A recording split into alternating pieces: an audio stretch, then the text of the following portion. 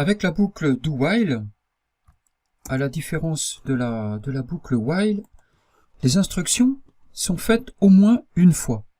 C'est do, instruction, et ensuite vient le test.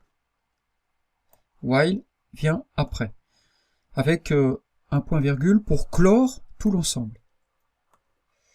Voilà, donc le principe est assez simple, hein. Les instructions sont faites au moins une fois, on entre dans la boucle d'abord, et ensuite vient le test. Alors pour illustrer le fonctionnement du do while, on va reprendre notre illustration précédente, et on va la transformer en do while. Donc je prends mon while avec son test, je le mets à la fin, j'entre avec un do, voilà, et j'oublie pas le point-virgule pour clore l'ensemble. Alors ici, même si la lettre cherchée est, si la lettre est bien initialisée avec la lettre cherchée, comme je fais un tirage aléatoire ici, j'écrase ma valeur et je repars dans une recherche en fait. Donc si je teste, ce serait vraiment un grand hasard que je tombe directement sur Q. Donc là c'est pas le cas, hein, on le voit bien. Alors ça peut être la base d'un petit jeu très simple qui consiste à rechercher une valeur.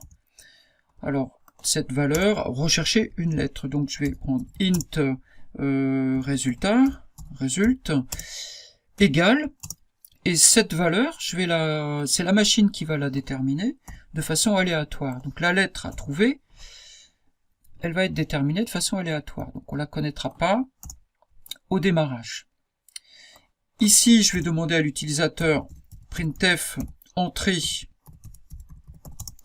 une lettre, ou trouver, on va dire plutôt, trouver la lettre. Voilà, donc ça ce sera pour éventuellement pour l'afficher. Et surtout le scanf, scanf-s. Alors, donc, %c, et je passe adresse de lettre.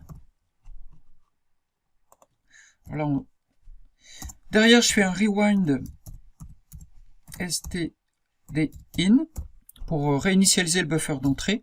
Parce qu'à chaque fois qu'on tire des lettres, souvent on est embêté, donc il skip en fait. Donc on a intérêt à réinitialiser le buffer d'entrée. Ça c'est un fichier qui est ouvert au lancement du programme. Et rewind stdin consiste à remettre le curseur en écriture dans le fichier au début du fichier. Donc là j'imprime la lettre que j'ai rentrée pour vérifier éventuellement.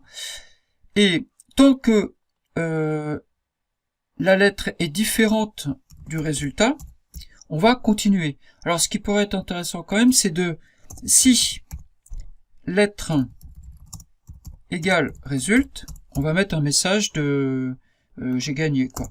Donc printf gagné, mettons majuscule.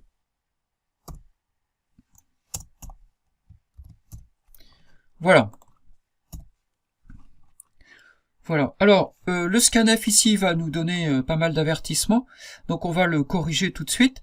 Ici, quand on utilise un %c, il attend un buffer de char. Hein. Ça veut dire que lettre, c'est un int, donc ça le fera pas. Donc il faut que je le caste en char pour que l'adresse du int soit considérée comme une adresse de char.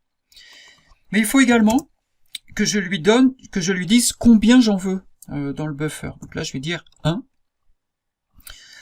Et chose très importante, c'est que un int, c'est un espace mémoire de 4 octets.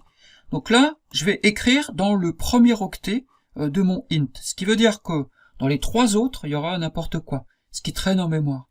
Ce qui va corrompre toujours mes résultats. C'est-à-dire qu'au moment où il va faire cette comparaison, par exemple, puisque ce sont 2 int, il comparera évidemment le résultat final, quoi. C'est d'ailleurs l'ensemble des octets. Du coup, il faut absolument que je l'initialise ici à 0, sinon ça marchera pas. Voilà, je crois que ça devrait le faire. Donc on va lancer pour voir.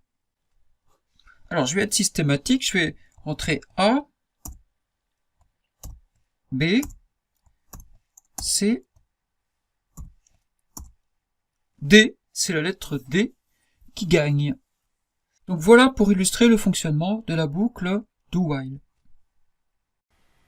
Pour la mise en pratique, je vous propose de prendre